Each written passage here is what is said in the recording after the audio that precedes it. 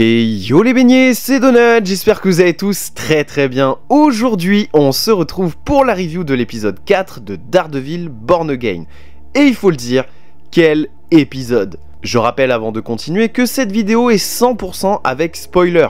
Par conséquent, si tu n'es pas à jour sur la série Daredevil Born Again ou que tu ne veux pas te faire spoiler, je te suggère de quitter la vidéo et de revenir plus tard quand tu seras à jour. Bref, je disais quel épisode! J'ai vu certaines personnes qui n'étaient pas spécialement convaincues par celui-ci, parce qu'il présente un petit peu de longueur par moment certes, mais moi personnellement j'ai adoré. S'il y a une recette que j'adore avec Daredevil, et même avec sa version Disney, c'est cette tension hyper palpable qu'on a à chaque fois. Et là, dans Born Again, je trouve que cette tension est limite encore plus lourde et personnellement j'adore ça. Cependant, instaurer de la tension c'est bien, mais j'espère qu'ils ont fait en sorte que lorsque les combats apparaîtront, qu'ils auront une violence et un impact équivalent à cette tension, parce que sinon j'ai peur qu'il y ait un certain déséquilibre dans la recette. On commence du coup cet épisode avec Matt qui récupère les effets personnels de Hector suite à sa mort. Matt pose des questions sur la manière dont Hector a été tué, et là d'un coup d'un seul, la nièce d'Hector, Angela, débarque à la morgue et s'effondre dans les bras de Matt, réclamant justice pour son oncle. Et ce passage-là a pour effet selon moi d'accentuer la culpabilité de Matt concernant le fait qu'il ait divulgué son identité de White Tiger publiquement lors du procès. Et d'ailleurs, la nièce d'Hector s'avère être au final Angela Del Toro et non pas Ava Ayala.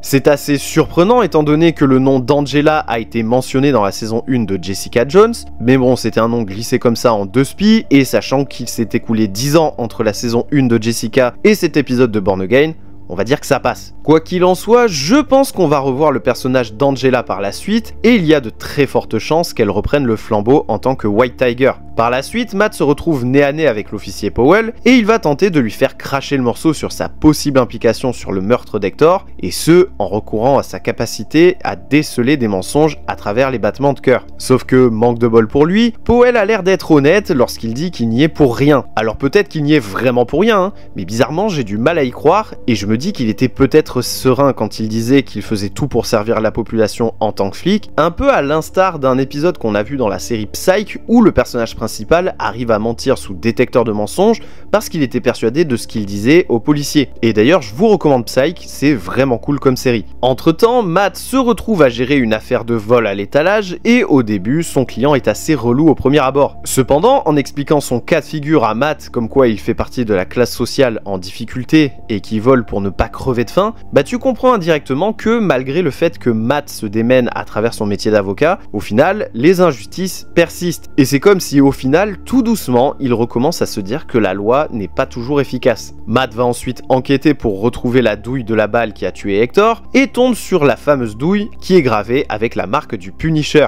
Ainsi, il va se diriger vers ce dernier pour être sûr que ce n'est pas lui, même si honnêtement, je ne pense pas qu'il prenait Frank pour responsable du meurtre d'Hector. S'ensuit alors un dialogue très fort de sens entre les deux, où Frank ne prend aucune pincette avec Matt, j'ai envie de dire comme à son habitude. Cela dit, Frank va faire entendre à Matt qu'il comprend sa douleur. Et ainsi, Matt comprend davantage le point de vue de ce dernier après toutes ces années. Et là encore dans cette série, on voit que Disney a bien compris comment il fallait traiter ses personnages. Je trouve les échanges entre les persos tellement intenses et lourds de sens, c'est un vrai régal. Et puis Frank, mais quel goat!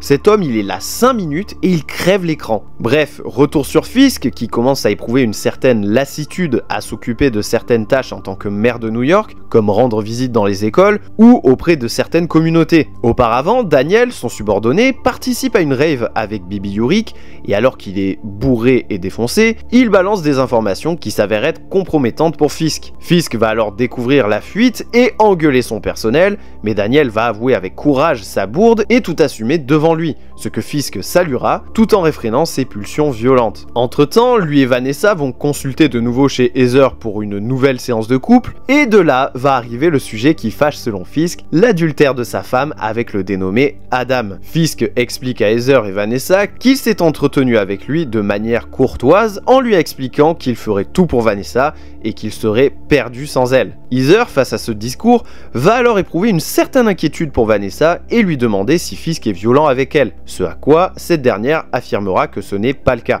Cependant, à la fin de l'épisode, on découvre que, comme je le pensais, Fisk gardait bel et bien Adam prisonnier et qu'il se réjouit de ça. Ah ben en même temps, faut pas piquer la fable du Cade, hein, faut être con quand même. Et ainsi, tout comme Matt commence à reprendre ses habitudes de justicier en allant dans sa Daredevil Cave, on va l'appeler comme ça, et d'ailleurs c'est très comics accurate, pour reprendre ses bâtons et s'entraîner, Fisk reprend du plaisir dans l'intimidation et dans sa force de persuasion. Et ça ne sent clairement pas bon pour le pauvre Adam. Et je pense que suite à cela, Vanessa va découvrir la mort d'Adam, puisqu'à un moment donné il va le buter, on va pas se mentir, ce qui va faire imploser la relation entre elle et Wilson et va ainsi créer un vrai bouleversement dans la pègre de New York. On voit enfin Muse en costume en train de faire ses magouilles et enlever des gens pour les tuer et faire ses tags avec leur sang, et le peu qu'on le voit à l'écran, je trouve qu'il pose très bien l'ambiance morbide propre au personnage. Du coup, j'ai hâte de voir comment ça va évoluer pour lui tout au long de la saison. Enfin, j'aimerais finir sur une théorie à propos d'un personnage qui m'intrigue beaucoup depuis le début. C'est Daniel. Depuis le début, il est extrêmement dévoué à Fisk. Il lui a récolté énormément de signatures pour sa candidature et il s'investit énormément pour lui. Cependant, t'as l'impression de comprendre que le mec il vient un peu de nulle part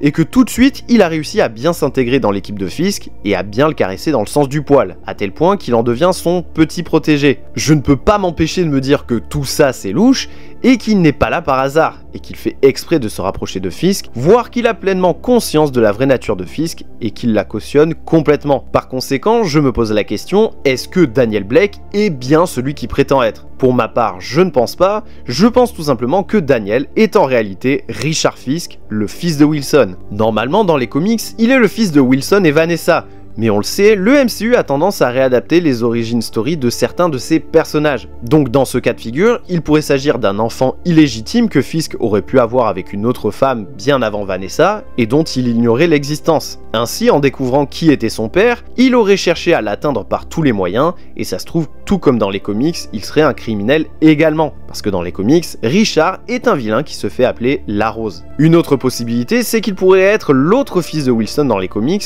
bien moins connu que Richard, à savoir Butch Fisk. Il s'agit là d'un enfant que Fisk a eu avec une dénommée Stella Faris, qui était une voisine des Murdoch. Ou alors il pourrait être un mélange des deux personnages, ça pareil c'est quelque chose que Marvel a déjà fait à plusieurs reprises, de fusionner les origin story de deux personnages. Et justement, l'une des choses qui me conforte un peu dans cette théorie, c'est ça. Franchement, vous trouvez pas qu'il y a un air de ressemblance entre les deux? Moi perso, je trouve ça assez fou. Même dans l'attitude, je trouve qu'il y a vraiment quelque chose de très similaire. Bref, encore une fois, un très bon épisode. Personnellement, je suis satisfait de ce que je vois pour l'instant et j'espère que ça va continuer dans cette voie. Et bien voilà les beignets, cette review sur l'épisode 4 de Daredevil Born Again est à présent terminée. J'espère qu'elle vous aura plu. Si c'est le cas, n'hésitez pas comme d'habitude à laisser un gros pouce bleu de l'amour. Vous savez que ça fait toujours extrêmement plaisir. N'hésitez pas surtout à vous abonner à la chaîne si le contenu vous plaît et à activer la petite cloche pour recevoir toutes les notifications des prochaines vidéos à venir. N'hésitez pas aussi à commenter et à partager la vidéo. Et en attendant la prochaine vidéo sur la chaîne, eh bien je vous dis